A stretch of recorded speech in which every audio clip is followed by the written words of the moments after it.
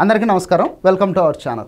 ఏదైనా ఒక క్రైమ్ చేస్తే ఆ క్రైమ్ చేసిన తర్వాత పోలీసులకు అధికారులకు పట్టుబడకుండా ఉండాలి. ఈ సూత్రాన్ని బాగా వంటబట్టించుకున్నారు వైఎస్ఆర్ కాంగ్రెస్ పార్టీ నాయకులు, ముఖ్యంగా జగన్మోహన్ రెడ్డి అండ్ ఆయన దొంగల బ్యాచ్ అనమాట. ఒక రకంగా చూస్తే వీళ్ళది దండుపాలెం బ్యాచ్ అనమాట.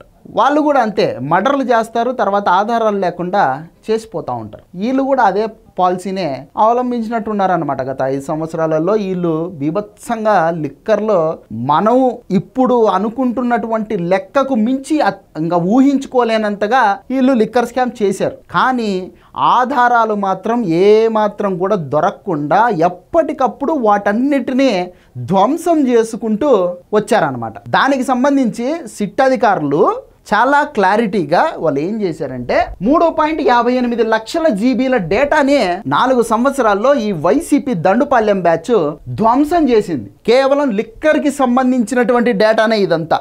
అంటే ఒక మనిషి సగటున 24 గంటల పాటు చూస్తే దాదాపు 27 సంవత్సరాల పాటు చూసే అంతటి డేటా అది. దాన్ని వీళ్ళు ధ్వంసం చేశారు. లిక్కర్ స్కామ్ ఆనవాళ్ళు లేకుండా దొరకకుండా పన్నాగం పన్నారు వీళ్ళు. 2019-24 ఎన్నికల ముందు వరకు కొనసాగినటువంటి ఈ విధ్వంసం, అంటే ఈ ఆధారాలన్నిటినీ ఎప్పటికప్పుడు చెరిపేసేటటువంటి ప్రక్రియ 2019 నుంచి మొదలుపెట్టి మొన్నటి ఎన్నికల్లో 24 ఎన్నికల వరకు కూడా జరుగుతూనే ఉన్నిందనమాట. ఈ కేసు దర్యాప్తుకు సంబంధించి తీవ్రమైనటువంటి అవరోధాలు ఏర్పడినప్పటికీ కూడా వాటన్నిటినీ అధిగమించి సిట్ అధికారులు ఈ కేసును ఒక కొలిక్కి తీసుకొచ్చారు. అంటే వాళ్లకు దొరికినటువంటి అతి తక్కువ ఆధారాలతోనే ఈ కేసు ఇక్కడ దాకా వచ్చింది. అంటే మరి ఇదంతా గనక దొరికి ఉండుంటే జగన్మోహన్ రెడ్డి లైఫ్ టైం ఇంకా జైల్లో నుంచి బయటికి రాడు.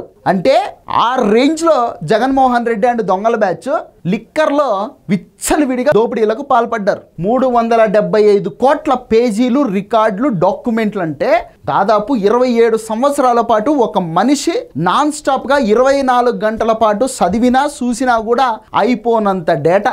దాన్నే వీళ్ళు సర్వనాశనం చేశారు. ఇక 2019 నుంచి 24 మధ్య వరకు వీళ్ళు నాన్ స్టాప్గా ఈ డేటా ధ్వంసానికి పాల్పడడం జరిగిందనమాట.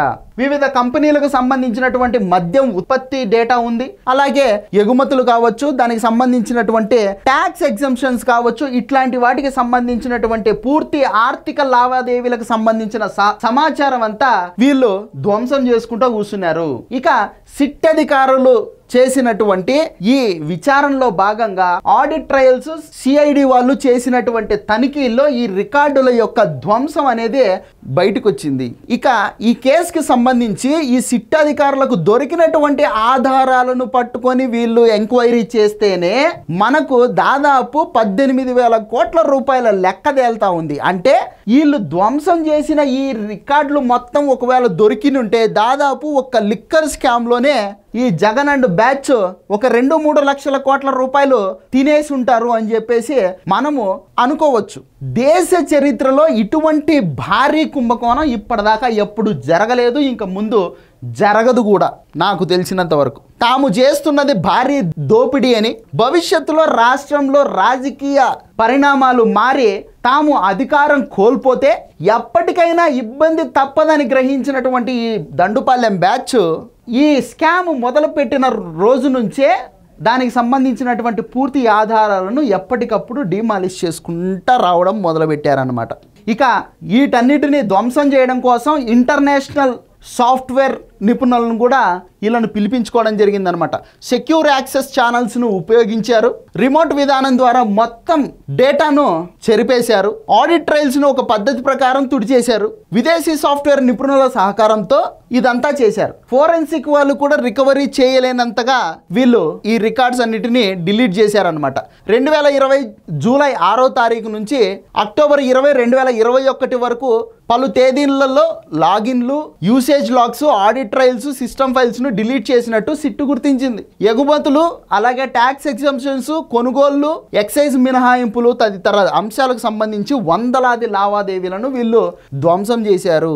ఈ డేటా తొలగింపు ఏదో యాదృచ్ఛికంగా జరిగిందనుకుంటే ఆహా, కుట్రపూరితంగానే కేంద్ర డేటాబేస్ల నుంచి ఈ సమాచారం మొత్తం డిలీట్ చేసుకుంటా వచ్చారు. ఎంతటి తెలివైనోడైనా, నువ్వు ఎంత తెలివిగా క్రైమ్ చేసినా, నన్ను మించిన తెలివైనోడు ఈ ప్రపంచంలో ఎక్కడా లేడు అని నువ్వు విర్రవీగినా సరే, చిన్న తప్పైనా చేసి అడ్డంగా బుక్ అయిపోతావు. బేసిక్గానే ఆత్రంతో అడ్డంగా దొరికిపోయేటటువంటి నేచర్ ఉన్నటువంటి జగన్మోహన్ రెడ్డి దొరకకుండా ఎలాగుంటాడు? సో అడ్డంగానే దొరికిపోయాడు అనమాట. తాడిందనేవాడు ఉంటే తలదన్నేవాడు ఉంటాడు. నువ్వే తెలివైనోడు అని నువ్వు ఫీల్ అయితే నిన్ను మించిన తెలివైన వాళ్ళు ప్రపంచం మీద ఉంటారు బా. దొరికిన ఆధారాల ప్రకారంగా చూస్తేనే నువ్వు దాదాపు ఒక 30 ఏళ్ళు బయటకు వచ్చే ప్రసక్తి లేదు. ఇంకా నువ్వు ధ్వంసం చేసినటువన్నీ ఒకవేళ అట్లనే ఉంటుంటే నువ్వు ఇంకో 10 జన్మలు ఎత్తినా కూడా జైల్లో నుంచి బయటకు వచ్చే ప్రసక్తి లేదు. ఎట్లయితే ఏముంది, ఆంధ్రప్రదేశ్కి పట్టినటువంటి ఒక శని నువ్వు. నీ శని ఎప్పటికి విరగడైపోతుందని ఆంధ్రప్రదేశ్ ప్రజలంతా ఎదురు చూసేటటువంటి పరిస్థితి. ఇది వీడియో. ఈ వీడియో నచ్చితే లైక్ చేయండి, సబ్స్క్రైబ్ చేయండి, షేర్ చేయడం మాత్రం మర్చిపోదు. Thank you.